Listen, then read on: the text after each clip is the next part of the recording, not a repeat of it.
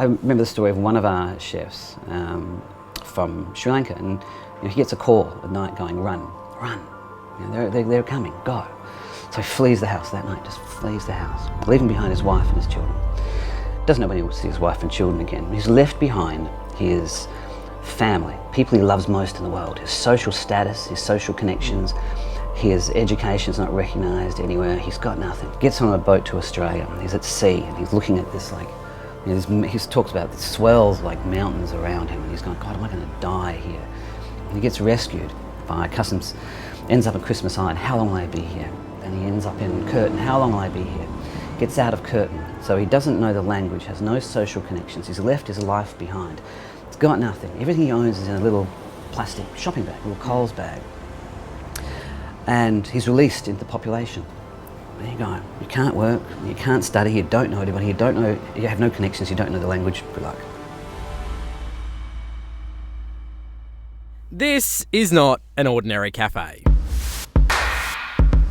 This is a cafe that hides 100 stories, just like this. Welcome to Parliament. Pleased to announce the Food for Good Award for 2017. Parliament on King. It's a cafe and catering company where refugees and asylum seekers new to Australia are paid and trained in hospitality. By the time they leave, they'll be able to make a great coffee anywhere, on any machine. It's run on one of Sydney's most popular hotspots, King Street, Newtown. Parliament also happens to be the living room of this guy, Ravi Prasad, a recovering advertising executive who decided to drop it all when he became a parent. So my daughter, who's now nearly 6, at the time she was born, I was head of digital strategy for a large agency, one of the top groups in the country. After she was born, there were some health problems, and I had a moment where my wife's just given birth to my daughter and she's in bed, and I'm watching my daughter and she stops breathing, and they call an emergency team and she's resuscitated, thank God. And then she ends up, it was 7 days in intensive care before a doctor would say, yes, your daughter will live. And then one day I'm at my desk and I'm looking at it going, it's just meaningless. And I look back at the work I've done over 20 years and there's nothing to show for it. And I can say, hey, do you remember that really good campaign for Drambuie 6 years ago? People go, nah. That's my life's work. Do you remember that? Nah. So before you opened up a cafe, did you know anything about running cafes? like at all? No, I didn't know a damn thing. Right, so how the hell does somebody end up with a living room that's a cafe? First of all, a complete lack of common sense and a degree of bloody-mindedness. So I thought, well, let's do something useful with this space. Let's not just open a cafe, let's do something useful. I looked at what was going on and I thought I can actually do something here, do something small. And then a few months later, that's how it started. We started training asylum seekers and refugees in hospitality skills. Hey. Yes. No, not really. Really? What do you mean not really? No. Is it? Oh my goodness. The first time I met Ravi, I make coffee, Ravi put it on the sink. I make coffee, Ravi put on the sink. I did, he put on the sink. I'm like, okay, fine. How many times did he do this? Yeah, because he wanted me to make perfect latte. I think on the 4th times, Ravi said this was good.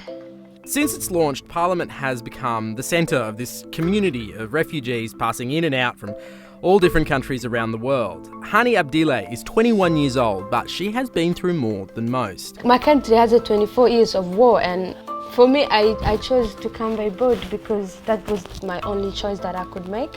At the age of 17, she escaped war-torn Somalia.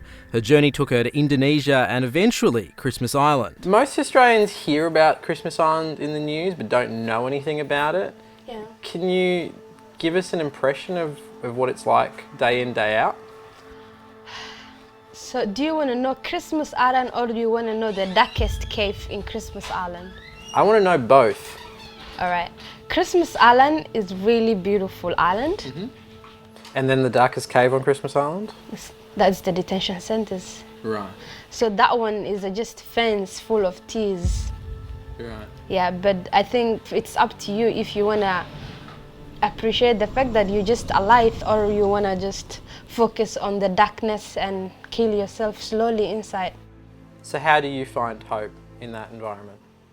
I always wanted to be an investigative journalist. So every Friday I will have my own newsletter.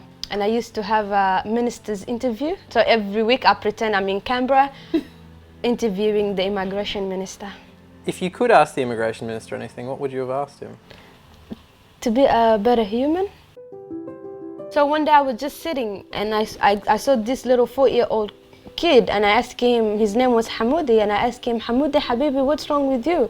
And then he asked me, where am I gonna be out of here? You know, and I couldn't answer that. And I said, but one day you will be out of here. Your mom will buy for you a bicycle. And he was like, no, I don't think so.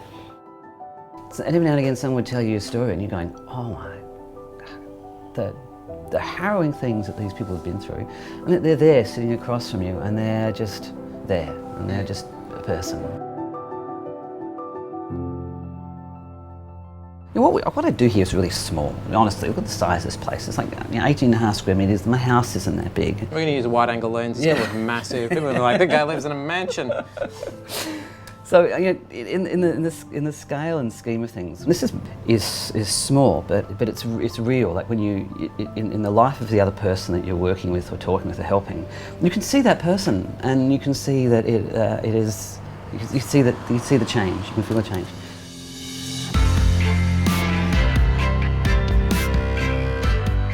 When you sit down with somebody over a dinner table here, or you're in the kitchen when you're working with them here, and you meet them, and you talk to them, and you know them just as a human being, just like you, you know, within 5 minutes of talking to them, you forget that they're a refugee or asylum seeker or a Muslim or anything else, and it'll never be the same again. Well, the best thing that I've learned here is how to keep good friends, and I think I learned that from Ravi. Thanks so much for joining us. No Appreciate worries. your time.